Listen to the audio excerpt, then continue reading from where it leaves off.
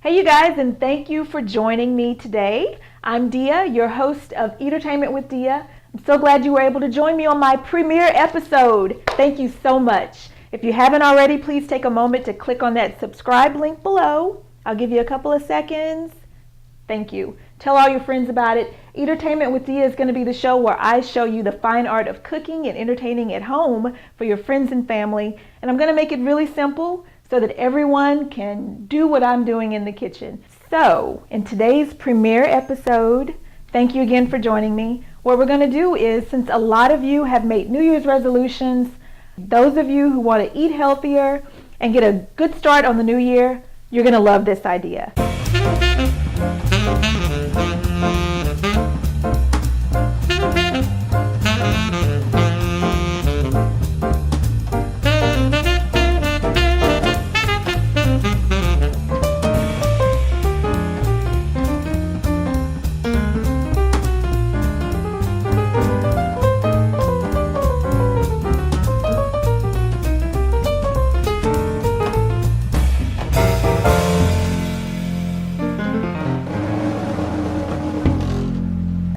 I love fried chicken. Who doesn't love fried chicken? But sometimes the fat can kind of creep up on you. So what I've done is I've prepared a healthier version of fried chicken. I call it skinny unfried chicken. So all you're going to do is take your chicken, and it's basically going to be baked, but we're going to use cornflakes to give it that crunch and a little bit of seasoning. You're going to love it. The next thing I'm going to prepare for you today is the roasted duck fat potatoes. Duck fat you can find at some of your higher-end gourmet grocery stores, but you can definitely substitute olive oil. You can use either one of them, those interchangeably. Duck fat is healthier for you than butter is. So if you want to substitute, kick out the butter, again, you're being healthy. You can either use the duck fat, or you can use, it comes in a little container just like this. This is just a 7-ounce container. And it's over in the refrigerated section of the gourmet stores. And again, of course, you can use olive oil. Both of those will do, and both of those are healthy alternatives to butter. So since both the chicken and the potatoes take roughly the same amount of time to prepare, let's go ahead and get started on the chicken because that's the messiest. And I want to get that out of the way so that we can wash our hands and get started on those potatoes. But again, just want to stress, it's going to be the same amount of time in the oven. So for our chicken, I've already soaked or marinated, my chicken in buttermilk, a little bit of hot sauce, probably about a 1 teaspoonful of hot sauce. You can use any brand you choose, and regular buttermilk. I put that in a bag, in a Ziploc bag, and I marinated that for roughly, you can marinate it anywhere between 3 to 14 hours. I did mine overnight, but this is going to add a lot of flavor and give us a lot of moisture in our chicken. So I'm going to sit this right here. The next thing I have is our whole wheat flour that we're going to use that to bread with.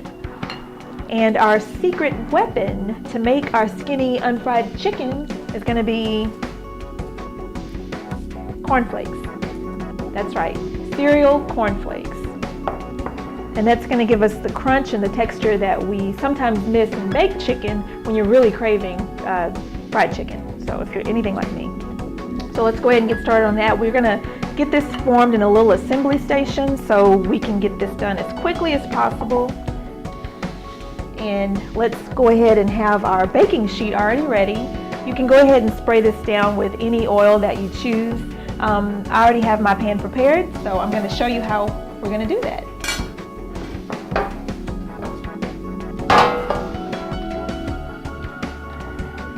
So first we're just going to take our chicken, and as I said, it's a lot easier if you have everything assembled closely together. It can get kind of messy, so don't forget. And I actually did something that I usually never do, and that's use both of my hands to pick up the chicken.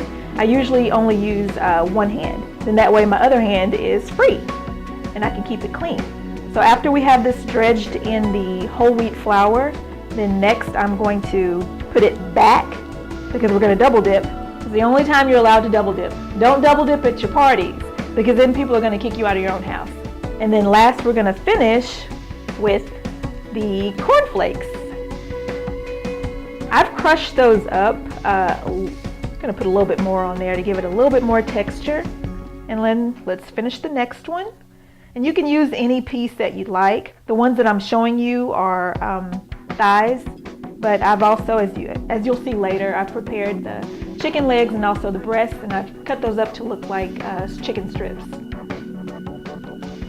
Something else that you should know about the chicken to make it healthy for you is that I've already skinned it. So this is skinless chicken, and it's going to be baked, not fried. So you're getting a whole lot of healthy going on in your mouth. And next we have our roasted duck fat potatoes. So let's go ahead and get started. These are fingerling potatoes that I purchased at the store. You can find these anywhere, and they're called fingerling potatoes because they're all pretty much uniform in size. And that's important and key to baking. When you're doing that, you always want to have them in pretty uniform shapes and sizes. Then that way everything bakes and cooks evenly. What we would do is go ahead and cut those up. So I'm just going to cut a couple of them to show you about what size they're going to be when they finish.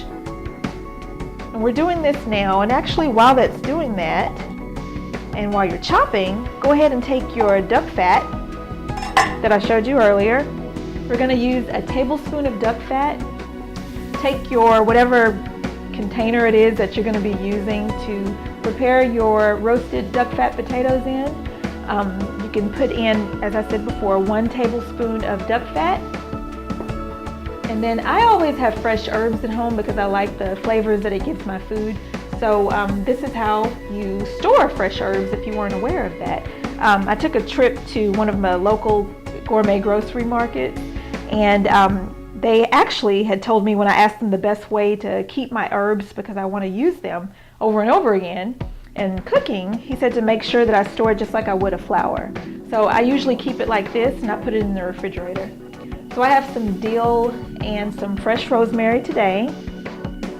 So I'm just gonna cut that up a little bit with my hands, just break it open, tear it, whatever.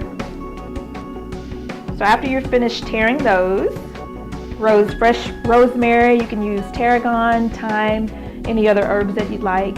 Also put your seasonings in. This is a house seasoning that I use here. It's my house, so I call it my house seasoning. I have kosher salt and seasoning salt, cracked black pepper, and a little bit of lemon pepper as well. And I'm going to put a little bit in there. And then we have our 1 tablespoon of the duck fat. Just put that in the oven while the oven is preheating. And after it finishes preheating, then we're going to take it out and we're going to put our potatoes in. So once that's melted, again, it's only going to take about a couple of minutes for that to melt up. Put your potatoes in there. So we're going to put this in the oven, again, for 20 minutes at 400 degrees, along with your chicken that's in there. And we're going to check on it in another 20 minutes.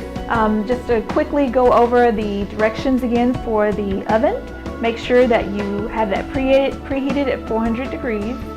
Put your chicken that's been breaded and also your potatoes in there for 20 minutes.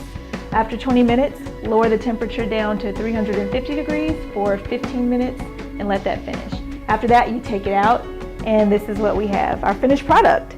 Now, what we cut up for you earlier were the fingerling potatoes, but what I prepared for you today are fingerling potatoes, also with the mix of petite potatoes. So those have purple skin, red skin, and also the yellow Dutch potatoes as well. They're really soft on the inside, so you almost still get the feeling that you're eating mashed potatoes when you bite into it. And secondly, we have our finished product of our chicken that I'm so excited to show you. Now you can catch a lot of different recipes of this skinny unfried chicken. This is my own version, so I hope you'll enjoy it. I'm going to go ahead and take a bite of this because it is a new year, and although I don't make resolutions, hey, I'm all for, it's very crunchy, yummy. I'm excited about that. I was going to say, although I don't make resolutions, I am definitely all for eating healthy because a girl's got to do what a girl's got to do. It's so good. And it's moist from the buttermilk. You're really going to be excited. And and so glad that you marinated that chicken in the buttermilk. So definitely, I highly recommend the buttermilk marinade. This is my plate, so I can go ahead and dig in. Well, okay, I'm not going to eat all of that,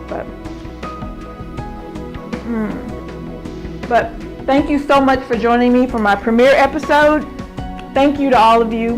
Make sure, if you haven't subscribed yet, hit that subscribe link at the bottom there, and I will be back next time to show you some exciting ideas for throwing a Super Bowl party or some sort of a tailgate party at your own home. So make sure to join us. Tune in for the next one. Thank you, guys.